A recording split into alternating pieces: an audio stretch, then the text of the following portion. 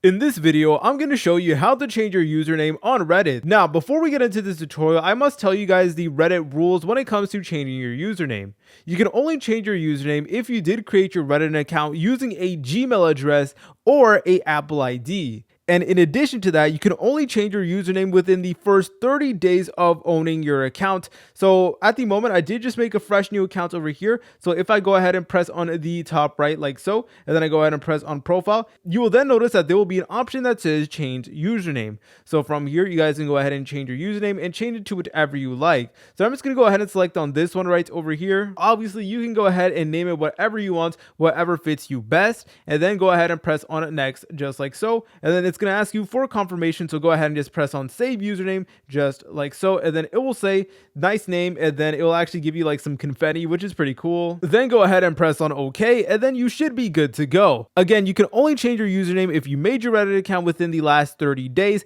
and of course that you did create it using a Gmail or a Apple ID. If you guys found this video helpful, make sure to leave a like and subscribe. I'll see you in the next tutorial.